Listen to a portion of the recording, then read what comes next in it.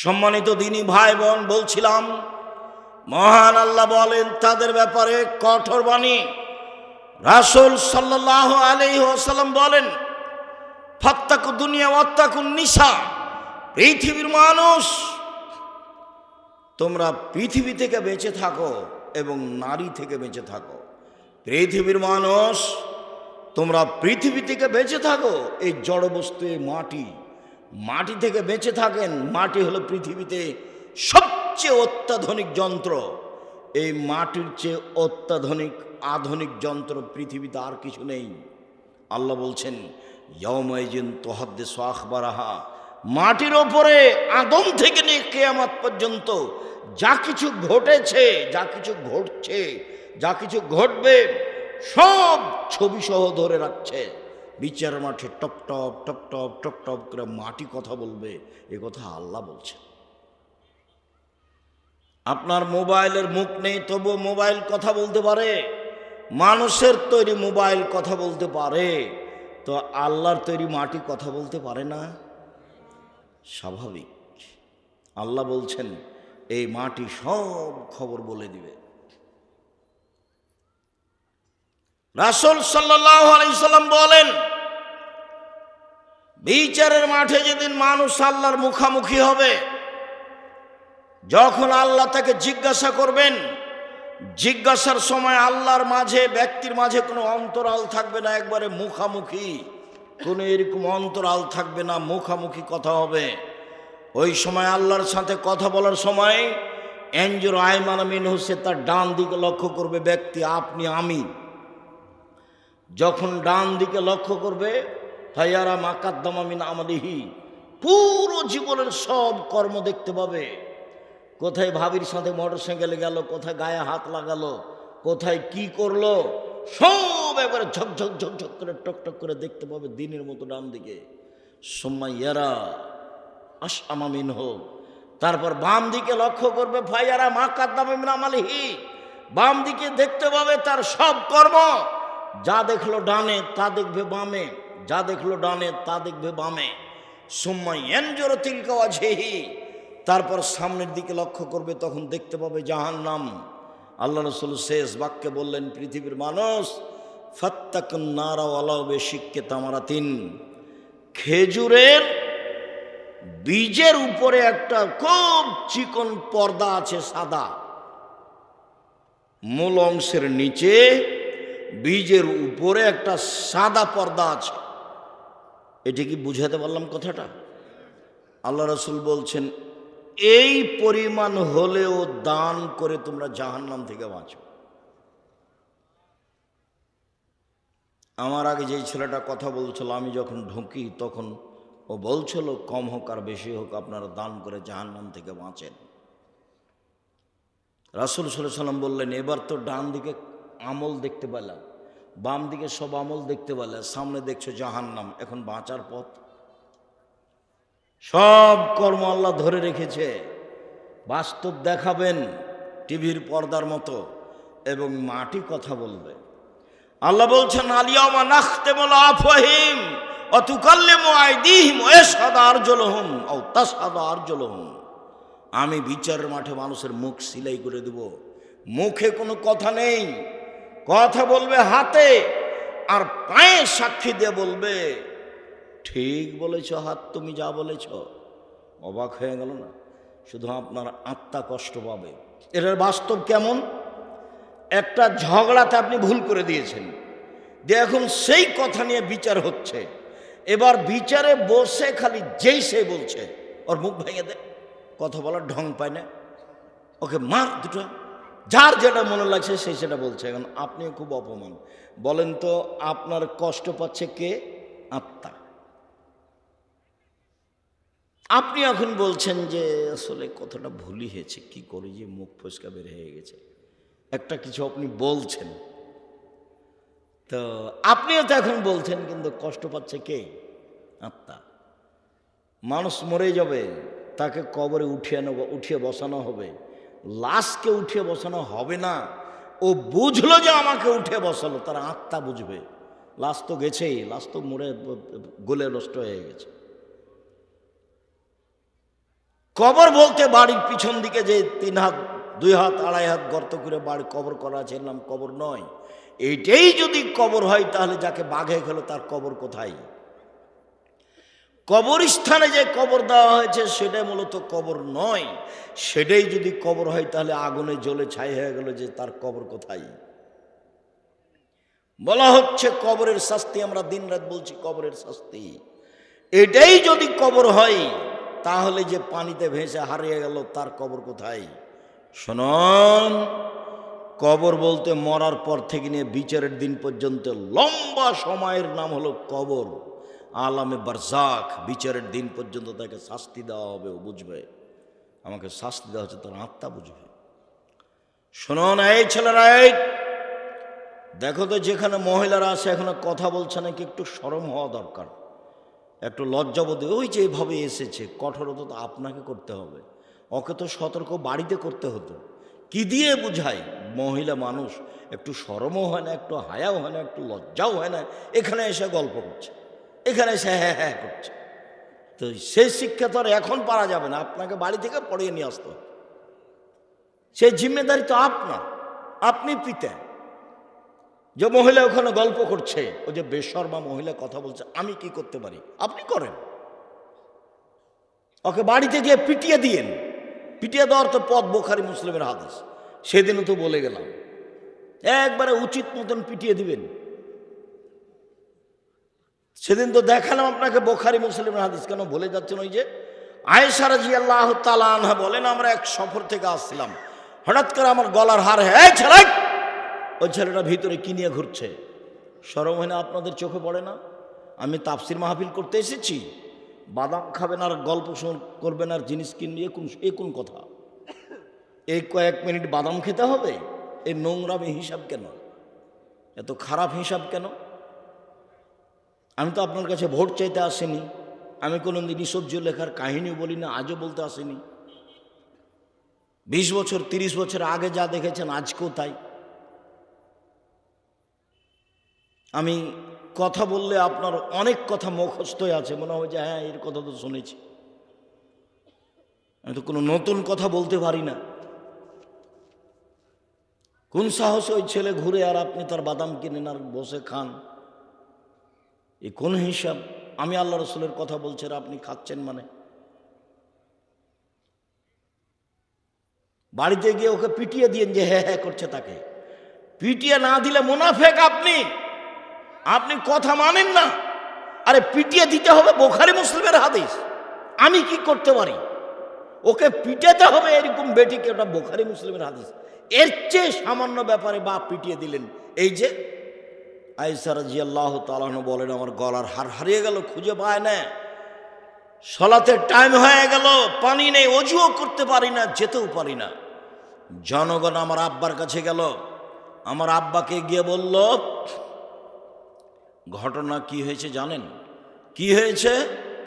আপনার মেয়ে তো হার হারিয়েছে, খুঁজে পাচ্ছি না। আয়েশাও বড় লজ্জিত, তার বড় বোনের হার নিয়ে এসেছে আসমার, লজ্জা পাচ্ছে, কেমনে ঘুরে যায়। সবাই বিপাকে। আবু বকর সিদ্দিক আসলেন মেয়ের দিকে। আয়েশা বলছেন, আবু বকর সিদ্দিক আমার নিকটে আসলেন। বললেন না যে আমার আব্বা, বলছেন আবু বকর সিদ্দিক রাদিয়াল্লাহু তাআলা আমার নিকটে আসলেন। ও লাকা জানি লাকসাতান শাদীদা, আমার কোমরের উপরে খুব জোরে মারলেন। ওই সময় আমার স্বামী আমার উরু রানের উপরে মাথা দিয়ে ঘুমিয়েছিলেন।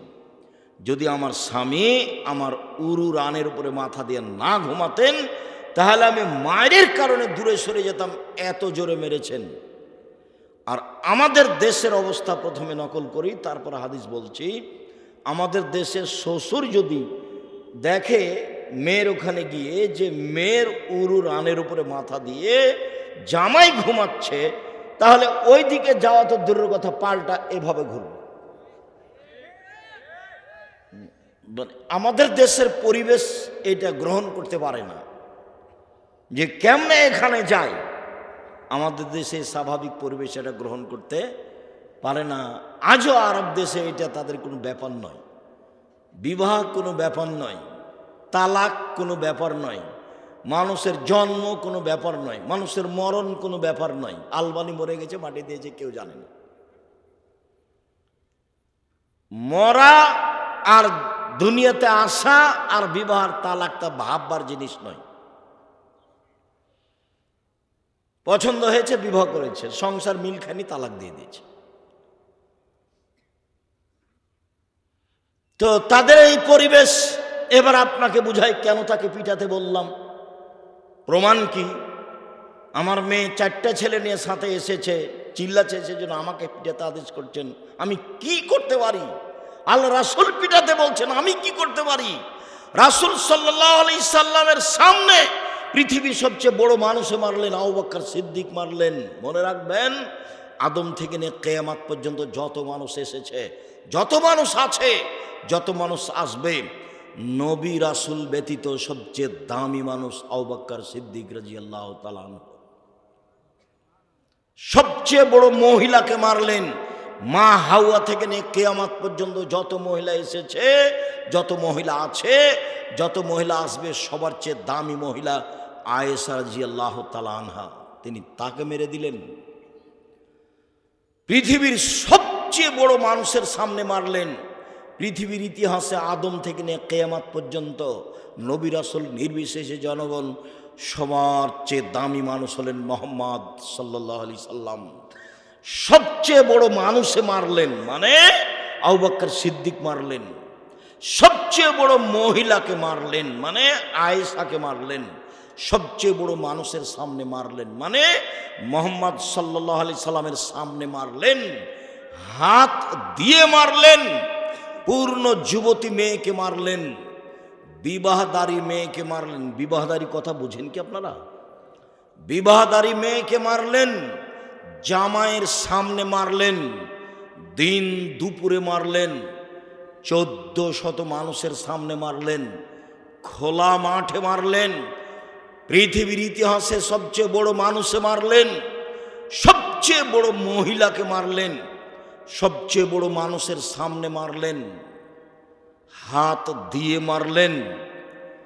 বিবাহদারী মেয়েকে মারলেন, পূর্ণ যুবতী মেয়েকে মারলেন, জামাইয়ের সামনে মারলেন, খোলা মাঠে মারলেন, প্রায় 1400 মানুষের সামনে মারলেন। এত বড় বাপে এত বড় বেটিকে এত বড় মানুষের সামনে মেরে দিলেন হাত দিয়ে। ভুল কোথায়? গলার হারটা হারিয়ে গেছে সেই জন্য। আর আপনার মেয়ে হ্যাঁ করছে আর বসে আছে, আবার যাচ্ছে, আপনি তাকে ধমকও দিতে পারবেন না। আপনি কি বাপ? আপনার মতো পশু প্রাণী বাপ বেঁচে থেকে কি হবে? মরে গেলে জামিয়া সালাফিয়া দায়িত্ব পালন করবে, চিন্তা করবেন না। 500-র অধিক এতিম অসহায় ছেলে মেয়ে আছে, যদি কালকে আবার 500 যায় কোনো সমস্যা নেই ইনশাআল্লাহ। পৃথিবীর দেশের বাংলাদেশের সবচেয়ে বড় প্রতিষ্ঠান জামিয়া সালাফিয়া আপনার বাড়ির পাশে আছে। যান কিনা আমি তা বলতে পারবো না। যদি না যান, আপনার সংকীর্ণতা আমার কি করার আছে? 50 বিঘা জমির উপরে দেখে আসেন তো, দূরে নেই, আমচত্বরের এখানেই আছে, পাশেই 1-1.5 কিলোমিটার পূর্ব দিকে। দেশের শিক্ষক, বিদেশের শিক্ষক, ইন্ডিয়ার শিক্ষক, রূপগঞ্জ আর এটা মিলে প্রায় 300 জন শিক্ষক আছেন। 40 লক্ষ টাকা মাসে বেতন লাগে, 40 লক্ষ। 500-র অধিক এতিম অসহায় রয়েছে, 5000-এর বেশি ছেলে মেয়ে পড়াশোনা করে। দেশের সবচেয়ে বড় প্রতিষ্ঠান। শিক্ষা মানে, শিক্ষক মানে, ছাত্র সংখ্যায়, শিক্ষক সংখ্যায় দেশের শিরক মুক্ত প্রতিষ্ঠান জামিয়া সালাফিয়া, দেশের বিদাত মুক্ত প্রতিষ্ঠান জামিয়া সালাফিয়া, দেশের দল মুক্ত প্রতিষ্ঠান জামিয়া সালাফিয়া, দেশের সংগঠন মুক্ত প্রতিষ্ঠান জামিয়া সালাফিয়া, দেশের হিংসা মুক্ত প্রতিষ্ঠান জামিয়া সালাফিয়া। একজন শিক্ষক আর একজন শিক্ষকের বিরুদ্ধে মুখ খোলার মতো কোনো ক্ষমতা নেই, মুখ খুলতে পারবে না। একজন শিক্ষক আর একজন শিক্ষকের দল সংগঠনের কথা বলতে পারবে না, ভাবতেই পারবে না, বলা তো বহুদূরের কথা। চলেন এই দলটা করি বা এখানে আসেন বা আমাদের সাথে আসেন, এরকম কোনো সুযোগ নেই। তার নাম জামিয়া সালাফিয়া, আপনার বাড়ির পাশে আছে। কেন জান না সেটা আমি বলতে পারবো না, আমার কাছে কোনো সংকীর্ণতা নেই। আপনার বাড়িতে যেতে আমার কোনো আপত্তিও নেই। আপনি কবে আমাকে গালি দিয়েছেন সে বিবেচনা আমি করিনি। যখন আপনি গালি দিয়েছেন 1 মিনিট পরে আমি ওটা ভুলে গেছি, আপনারটা আমি হিসাবে রাখি না।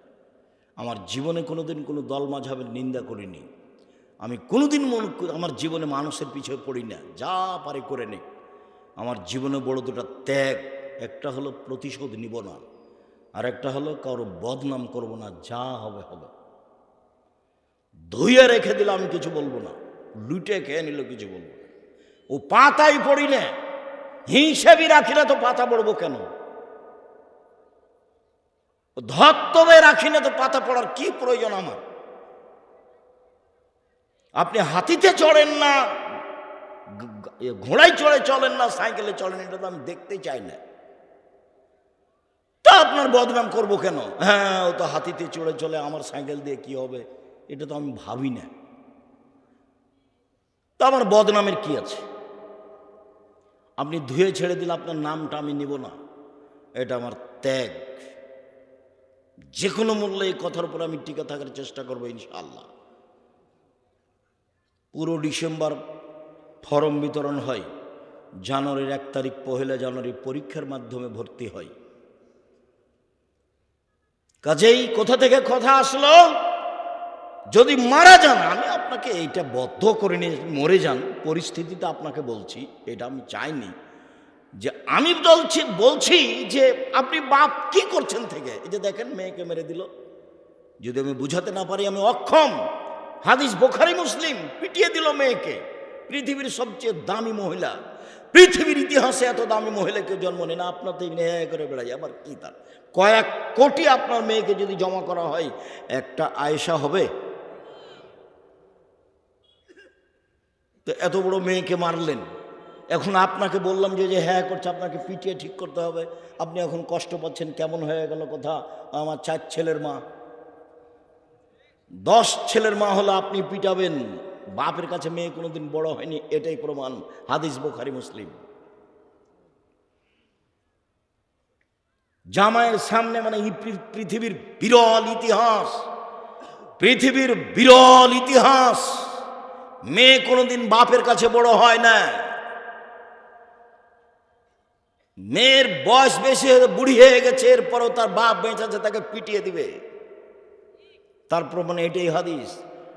মেয়ের সব সময় বাপের অধিকার আছে, মেয়েকে কন্ট্রোলে নিয়ে আসবে, সংশোধন করবে, তাহলে তো ভালো হবে পরিবার। তাহলে এখানে এসে হইচই করবে কেন? জিম্মেদার তো আপনি, আমি কি করতে পারি? রাসূল সাল্লাল্লাহু আলাইহি ওয়াসাল্লাম বলছেন যে ওরা দুইজন, আমি আর ওই পিতা, মেয়ের পিতা জান্নাতে একসাথে এভাবে থাকব। তখন তিনি বললেন, 1 বিদ্যে শিখিয়ে দিল, 2 শিষ্টাচার শিখিয়ে দিল, 3 ভালো আচরণ করলো, 4 বিবাহ শাদী দিয়ে দিল, আমি আর সেই বাপ একসাথে জান্নাতে থাকব। আমি কি করতে পারি? শিষ্টাচার শিখাতে হবে। ওই মুহাম্মদ সাল্লাল্লাহু আলাইহি ওয়াসাল্লাম বলছে, দরজা লাঠিটা ঝুলিয়ে রাখো, ছেলে মেয়ের জন্য লাঠি ঝুলিয়ে রাখো। মেয়ে যদি একবার হ্যাঁ হ্যাঁ করে, তাহলে বুঝবে যে পিটন হবে। লাঠিটা ঝুলিয়ে রাখতে বলছেন মুহাম্মদ সাল্লাল্লাহু আলাইহি ওয়াসাল্লাম। আবার বলছেন, লা তারফু আসাকা আদাবান মিন আহলিক, তোমার পরিবারের উপরে শিষ্টাচারের লাঠি উঠিয়ে নিও না, পরিবারের উপরে শিষ্টাচারের লাঠি রাখো।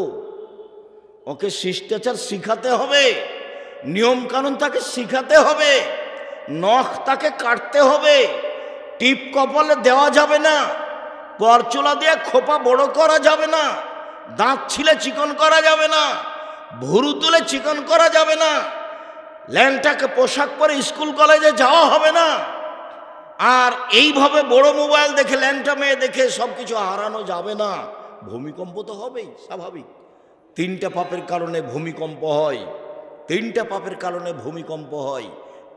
1, এই যা সারেবুল খমরা, মানুষ যখন নেশাদার দ্রব্য পান করবে, বিড়ি, তামাক, জর্দা, সিগারেট, গুল, নেশাদার দ্রব্য খাবে, পান করবে, তখন ভূমিকম্প হবে। 2, জাহরাতুল কায়নাত, মেয়েরা যখন নাচবে, তো সব মোবাইলে মেয়ে নাচে, সব দোকানেই মেয়ে নাচে, সব বাড়িতে মেয়ে নাচে, তা এখন ভূমিকম্প তো হবেই মেয়েরা যখন নাচবে। 3, জারাবুবিল মাজেব, যখন বাদ্যযন্ত্র প্রকাশ পাবে, বাদ্যযন্ত্র প্রকাশ পেলে তো ভূমিকম্প হবে। আর একটা বলেছেন সন্ধ্যায় থাকবে মানুষ, সকালে হবে বানর, সোর, একবারে হুবাহু সোর হয়ে যাবে, বানর হয়ে যাবে। সন্ধ্যায় থাকবে মানুষ, সকালে সোর বানর হয়ে যাবে। আপনি দেখতে পাচ্ছেন যাদেরকে, যখন এগুলো বেশি হয়ে যাবে, এগুলো তো বেশি হচ্ছেই। রাসূল সাল্লাল্লাহু আলাইহি সাল্লাম বলেন, ফাত্তাকুদ দুনিয়া ওয়াত্তাকুন নিসা, পৃথিবীর মানুষ তোমরা দুনিয়া থেকে বেঁচে থাকো। দুনিয়া জড় বস্তু, এ হলো অত্যাধুনিক যন্ত্র, তোমার ছবি ধরে আছে কর্মসহ, সব বিচারের মাঠে দেখিয়ে দিবে এবং বলে দিবে, টপ টপ টপ করে কথা বলবে। আল্লাহ বলছেন, পৃথিবীর মানুষ ওয়াত্তাকুন নিসা, মহিলা থেকে বেঁচে থাকো, সাবধান, মহিলা তোমার জীবন ধ্বংস করে দিবে, তোমার পড়াশোনা নষ্ট করে দিবে। একবার তোমার সাথে যদি গল্প করে, হি করে একটু হেসে উঠে, তুমি তার নাম্বারটা ধরে রাখবা, মানে তুমি জাহান্নামে চলেই গেছো। তোমার পড়াশোনা নারী, রাসূল সাল্লাল্লাহু আলাইহি সাল্লাম বলছেন, পৃথিবীর মানুষ তোমরা নারী থেকে বেঁচে থাকো। উসামা বিন যায়েদ বলেন, রাসূল সাল্লাল্লাহু আলাইহি সাল্লাম বলেছেন, মা তারাকতু বাদি ফিতনাতান নাযারা লিরিজালি মিনান নিসায়ে, পৃথিবীর মানুষ শুনে রেখো, আমি পৃথিবীতে যত কিছু ছাড়লাম, সবচেয়ে যেটা বিপজ্জনক বস্তু পুরুষের জন্য সেটা হলো নারী। আমি ছাড়িনি কোনো বস্তু যেটা পুরুষের জন্য বিপজ্জনক হতে পারে নারীদের চেয়ে। পৃথিবীর মানুষ শুনে রেখো, আমি ছাড়িনি কোনো বস্তু যেটা পুরুষের জন্য বেশি বিপজ্জনক হতে পারে নারীদের চেয়ে। নারী হচ্ছে পুরুষের জন্য সবচেয়ে বিপজ্জনক ভয়ানক বস্তু, এ কথা মুহাম্মদ সাল্লাল্লাহু আলাইহি সাল্লাম বলেন, হাদিস বুখারী মুসলিম। রাসূল সাল্লাল্লাহু আলাইহি সাল্লাম বলেন, পৃথিবীর মানুষ সতর্ক থাকো, ইন্নাল মারাতা তুকবিলু ফি সূরাতি শায়তান তুদবিরু ফি সূরাতি শায়তান, নিশ্চয় মহিলা শয়তানের বেশ ধরে আসে, শয়তানের বেশ ধরে যায়। নিশ্চয় মহিলা শয়তানের বেশ ধরে আসে, শয়তানের বেশ ধরে যায়। শুনুন, এই ছেলে বসো, পরিবেশ নষ্ট করছো কেন? এতক্ষণ বাদাম খাচ্ছিলে, খুব ভালো লাগছিল। অল্প সময় আল্লাহ নবী কি সবাকে শয়তান বললেন? সবাকে শয়তান বলেন তো আয়েশা রাদিয়াল্লাহু তাআলা আনহাকে আল্লাহ নবী বলছেন, আয়েশা শোনো শোনো শোনো, এই যে জিবরাইল, হাজা জিবরাইল ইকরাকা সালামা, এই যে জিবরাইল তোমাকে সালাম দিল। তখন আয়েশা বলছেন, ওয়ালাইহিস সালাম ওয়া রাহমাতুল্লাহি ওয়া বারাকাতুহু ফাতারা ওয়ালা নারা, আমিও বলছি জিবরাইলের উপরে শান্তি, জিবরাইলের উপরে নিরাপত্তা, বরকত। আপনি তো জিবরাইলকে দেখতে পান, আমি তো দেখতে পাই না। আপনি তো জিবরাইলকে দেখতে পান, আমি তো দেখতে পাই না। আপনি তো জিবরাইলকে দেখতে পান, আমরা তো দেখতে পাই না। এক বিছানে তিনজন, জিবরাইল, মুহাম্মদ সাল্লাল্লাহু আলাইহি সাল্লাম, আয়েশা রাদিয়াল্লাহু তাআলা, এক বিছানে তিনজন, এক ল্যাপের নিচে তিনজন, এক খাটে তিনজন, মুহাম্মদ সাল্লাল্লাহু আলাইহি সাল্লাম, জিবরাইল আলাইহিস সালাম, আয়েশা রাদিয়াল্লাহু তাআলা আনহা। আল্লাহ রাসূল বলছেন, আয়েশা এই যে জিবরাইল, এভাবে বলছেন, হাজা জিবরাইল, এই যে জিবরাইল, মানে বিছানায় আছে। এ তো আর দেখা যাবে না, ও তো ভিন্ন পদার্থের তৈরি। মুহাম্মদ সাল্লাল্লাহু আলাইহি সাল্লাম দেখতে পাচ্ছেন। আমি আপনাকে কি বলতে চেয়েছি, আল্লাহ রাসূল সবাকেই কি বললেন শয়তান? দেখেন তো আয়েশার কত সম্মান। আর সেদিন তো বলেছি খাদিজা রাদিয়াল্লাহু তাআলার কথা, যে জিবরাইল এসে আমাদের নবীকে বলছেন, যা জিবরাইল ইলা নবী সাল্লাল্লাহু আলাইহি সাল্লাম, জিবরাইল আমাদের নবীর কাছে আসলেন, এসে বলছেন যে হাজিহি খাদিজা আতাত ইলাইকা, ওই যে খাদিজা আপনার কাছে আসছে। আল্লাহ রাসূল শুনেন, জিবরাইল বলছেন, ওই যে খাদিজা আপনার কাছে আসছে, তার হাতে একটা বাটি রয়েছে, তাতে আছে খাদ্য, তাতে আছে তরকারি, তাতে আছে খাদ্য, তাতে আছে তরকারি।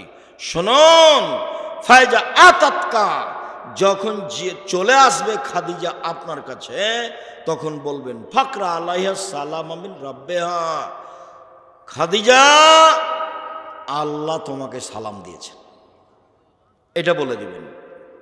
অমিন্নি, আর আমার পক্ষ থেকে বলবেন যে জিবরাইল তোমাকে সালাম দিয়েছে। অবাসসারহা বিবাইতিন ফিল জান্নাহ, আর একটা সুসংবাদ দিবেন যে খাদিজা তোমার জন্য জান্নাতে একটা ঘর বানানো হয়েছে হীরা মুক্তা মাণিক্য দিয়ে, যেখানে হইচই নেই, যেখানে কষ্ট ক্লেশ নেই। বুখারী মুসলিম। ইনি হলেন খাদিজা রাদিয়াল্লাহু তাআলা। তা আল্লাহ রাসূল কি খাদিজাকে বললেন যে শয়তানের বেশ ধরে আসো, শয়তানের বেশ ধরে যাও? তো যে হে করে আসলো, এবার তুমি বলো কেমন? আবার গল্প করতে করতে চলে যাচ্ছ, তুমি বলো কেমন? এখন যে বক্তব্য শুনতেছে, গল্প জমাইছে, তুমি বলো কেমন? আমার কি বলার আছে? আমি আপনাকে দেখতে বলছি যে বুখারী মুসলিমের সাথে হাদিসের সাথে আপনার স্ত্রীর মিল খাই কিনা, আপনার মেয়ের মিল খাই কিনা। তাহলে এই জীবন কেমন? এটা পশু প্রাণীর মতো জীবন। বুঝে না ওরা, অন্তর আছে বুঝে না, বোঝা দরকার। দেখেও দেখে না ওরা, চক্ষু আছে দেখে না, দেখা দরকার। শোনেও শোনে না ওরা, কান আছে শোনে না, শোনা দরকার। উলায়েকা কালানাম, তারা পশু প্রাণীর মতো, তারা গরু ছাগলের মতো, তারা কুকুরের মতো, বালুমাজাল বরং তার চেয়ে খারাপ। কি জীবিকা নির্বাহ এটা? এটা কি? যেভাবে আপনার ছেলে মেয়ে পড়াশোনা করছে, যেভাবে চলছে, এটা কি হলো? রাসূল সাল্লাল্লাহু আলাইহি সাল্লাম বলেন, ইয়াকুমুল মুগিবাত, শোনো, যেই মহিলার স্বামী বাড়িতে নেই সেখানে যায় না, নইলে বিপদে পড়ে যাবা। রাসূল সাল্লাল্লাহু আলাইহি সাল্লাম বলেন, ইয়াকুমুদ দুখুল আলান নিসায়ে, মহিলা যেখানে আছে সেখানে যায় না, নইলে বিপদে পড়ে যাবা। তখন একজন সাহাবী বলছেন, আল্লাহ রাসূল, আলহামু, দেবর তাহলে কি করবে? দেবর কি বাহিরে খাবে? ও কি বাহিরে থাকবে? ও কি মাঠে কুঁড়ি ঘর বানিয়ে থাকবে? ওর কি অবস্থা হবে? মানে যা হয় তো বাড়ির সদস্য। তখন আল্লাহ রাসূল বলছেন, আলহামু আল মউত, দেবরকে ভয় করতে হবে মরণের মতো, মানে সতর্ক। দেবরকে ভয় করতে হবে মরণের মতো, মানে সতর্ক। তো মোটর সাইকেলে এসেছে, দেবরের মোটর সাইকেলের পিছনে, এটা কি ভয় করা হলো? একসাথে ভ্যানে চাপাচাপি করে এসেছে, এটা ভয় করা হলো না। এটা হলো কুরশ্রীগালের মতো, এটা হলো গরু ছাগলের মতো, এটা হলো পশু প্রাণীর মতো। আপনাকে আমি কষ্ট দিতে চাইনি। আল্লাহ রাসূল বলছেন, ইন্না মিন আসরাতি সাআতি ইরফাল ইলম, পৃথিবী ধ্বংসের লক্ষণ হলো বিদ্যা উঠে যাবে। আপনি যাকে বিদ্যা বলেছেন সেটা বিদ্যা নয়। আল্লাহ রাসূল বলছেন, ওয়ায়ানজুল জাহাল, মূর্খতা বর্ষণ হবে, মূর্খতা বর্ষণ হবে। আমরা তো জানি যে বৃষ্টি বর্ষণ হয়। কি বর্ষণ হয় ভাইজান? বৃষ্টি বর্ষণ হয়। আল্লাহ রাসূল বলছেন মূর্খতা বর্ষণ হবে। তাহলে মিলাবেন কি দিয়ে? কিভাবে মিলাবেন? ওয়াকসুরা শারবুল খামরে, মদ পান বেশি হয়ে যাবে। ওয়াইকলার রেজাল, পুরুষ কমে যাবে। ওয়াকসুরা নিসা, মহিলা বেশি হয়ে যাবে। হাত্তা এখন আলে খামসিন ইমরাল কাইমুল ওয়াহিদ, একজনের অধীনে থাকবে 50 জন নারী। 50 সংখ্যা নয়, হাজারো নারী থাকবে একজনের অধীনে। এই বোকা ছেলের সাথে 50 জন মেয়ে গল্প করে জেনার, তখন মনে করছে যে এরা শুধু আমার সাথে গল্প করে। বোকা ছেলে, 50 জন নারী আরো হাজারো 50-এর সাথে কথা বলে। তার মানে ও খারাপ। তুমি যেমন খারাপ ওও তেমন খারাপ, তুমি যেমন খারাপ ওও তেমন খারাপ। খারাপের সমান সমান। এখান থেকে তোমাকে ফিরে আসতে হবে যে কোনো মূল্যে। জাতির জন্য কিছু করতে শিখো, পরকালমুখী হতে শিখো। বাপ মাকে, জাতিকে পরকালমুখী করতে শিখো। আসলে বিদ্যা অর্জন করো, বিদ্যা যেন তোমার জন্য বিপজ্জনক না হয়। রাসূল সাল্লাল্লাহু আলাইহি ওয়াসাল্লাম বলছেন, আউযুবিকা মিন ইলমিন লা ইয়ানফা, ওই বিদ্যা চায় না যে বিদ্যা উপকার করে না। ওই বিদ্যা চায় না যে বিদ্যা উপকার করে না। ওই বিদ্যা চায় না যে বিদ্যা উপকার করে না। অমিন কালবিন লা ইয়াখশা, ওই অন্তর চায় না যে অন্তর তোমার ভয়ে কাঁদে না। ওই অন্তর চায় না যে অন্তর তোমার ভয়ে কাঁদে না। অমিন নাফসিন লা তাসবা, ওই আত্মা চায় না যে আত্মা তৃপ্তি লাভ করে না। ওই আত্মা চায় না যে আত্মা তৃপ্তি লাভ করে না। অমিন দাওয়াতিন লা ইস্তাজাবু লাহা, ওই দোয়া করতে চায় না যে দোয়া কবুল হয় না। ওই দোয়া করতে চায় না যে দোয়া কবুল হয় না। সম্মানিত দিনী ভাই বোন, শুনুন, অল্প সময় আমি তো আব্দুল্লাহ বিন ফজল রাহিমাহুল্লাহ নয় যে ফজর পর্যন্ত কথা বলবো। আব্দুল্লাহ বিন ফজল নাম শুনেছেন কিনা এখন আপনারা? ও তো অনেক দিন আগের ছিলেন, ঘন্টার ঘন্টা বক্তব্য দিতেন। কিভাবে যে কথা বলতেন, শ্রোতাও বসে আছে, উনিও বলছেন, বলতে বলতে ফজর আজান হয়ে গেছে। 4 ঘন্টা 5 ঘন্টা 6 ঘন্টা বক্তব্য দিতেন। মানুষও বসে আছে, পেশাব পায়খানা ভুলে গেছে। আর আমরা তো হয় 1 ঘন্টা নয় 1.5 ঘন্টা। আপনার ঠিক মোবাইলের মতো, আপনার মোবাইলে যেমন নেশা, ওই যে আপনি রাত 12টায় চালু করেছেন মোবাইল, দেখতে দেখতে ফজর আজান হয়ে গেছে।